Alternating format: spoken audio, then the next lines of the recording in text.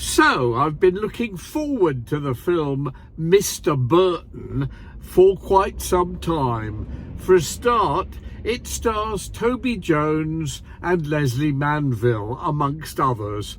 And Toby Jones is, I think, rapidly turning into a national treasure. Funnily enough, I used to love his father, Freddie Jones, who I thought was a brilliant actor. I think he played Claudius at one point. And Leslie Manville has always been superb as well. But also because it's the real story of Richard Burton and how he managed to become one of the greatest actors of our time. I wanted to see it, and I'm really glad I did.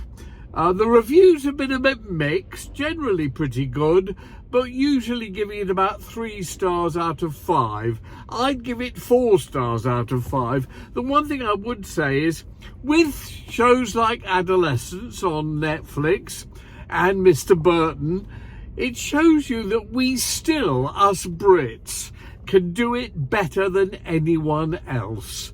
I think both shows illustrate just how good we are at scripts, at acting, at directing, at camera work, and just about everything. Mr. Burton is not as good as Adolescence, which I think is classically one of the great TV shows and films ever made, actually.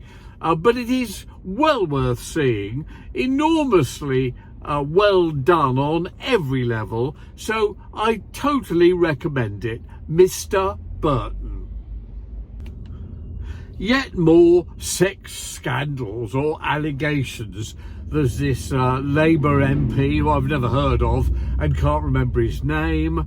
Immediately, of course, the moment he's accused of anything, not charged, not actually on trial, not found guilty or convicted or anything, the moment it's mentioned in the newspapers, in the media, he is considered guilty, because this is the era of presumption of guilt, not presumption of innocence, and he is immediately removed from the Labour Party by ghastly Keir Starmer, the Prime Minister who, when he was Director of Public Prosecutions, instructed the police to tell anybody who goes to them with any complaint about sexual allegations that they will be believed even if they are lying.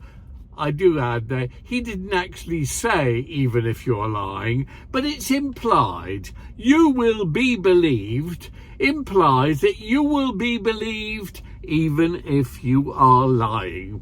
Well, why would anyone lie? It's only thousands of pounds to be made out of lying. It's only getting revenge on somebody who's dumped you. It's only getting custody of children if you've fallen out with them. It's only sympathy and wanting sympathy.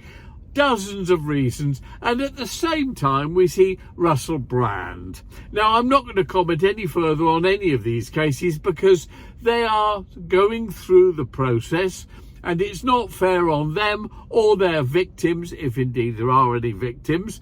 Many of them may be rather like that Virginia Giuffre or Roberts, who are perhaps not as much victims as the media has made out.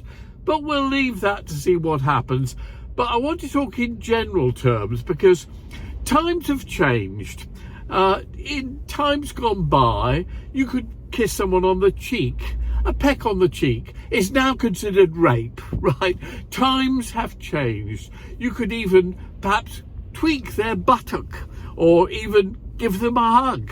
That's rape these days. In 30, 40 years ago, that was just normal behaviour, and that was called affection. No, you can't have affection these days. Times have changed, and I have to say there will be people who are genuinely convinced that they have been raped or abused or whatever, when in fact at the time they did something something was done to them that was perfectly acceptable then, even if it was a bit considered gross. Or I mean, there were a lot of things that used to go on, especially that lad culture thing, when young men got very drunk and were sort of just generally rude and badly behaved and had shocking manners. And I never really liked that. I always thought that was pretty awful. Indeed, I always thought it was almost rape to tell a girl, or a girl to tell a boy, that you loved them when all you really wanted to do was get them into bed, and you were perfectly happy to dump them some years later, or months later, weeks later, days later, or sometimes hours later. I thought that was wrong, and I never did it, I have to say. But on the other hand, times have changed and things are now considered different. And there may be people who actually genuinely believe they were raped, because by the definition and the culture of today, that is so. It's not always people who are after making a lot of money or whatever. And I've said before, I'm astonished that somebody hasn't accused Keir Starmer of rape or abuse of some kind, given the fact that as DBP he said, "You will be believed," and given the fact that somebody making an allegation against the Prime Minister is going to make between £500,000 and £1 million, no matter which way it goes in court, because it will, of course, inspire him to resign and then go through the process and all the rest of it. Whether he's found guilty or not, it's still a huge story, and somebody can make millions out of it because of what Keir Starmer said when he was DPP. But that is the point I'm making. It is so easy now to commit the crime of lying, which is basically attempting to pervert the course of justice. It's contempt of court, it's perjury, it's a number of things, but very rarely found so, because to find so means going against the general conventional wisdom, which is, if anybody says anything like that, they must be speaking the truth. Why on earth would they say it if they were lying? Well, I can think of a lot of reasons, but leaving that aside, one of the reasons is they may genuinely, because of the climate these days, feel that something which they probably completely consented to years ago and even approved of, and may even have started themselves. Remember the word groupies back in the 60s and 70s and even 80s. And that is somehow now considered rape or abuse or something else. That's the way the world has gone.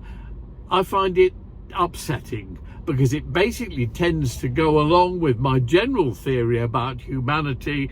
We have swallowed the stupid pill.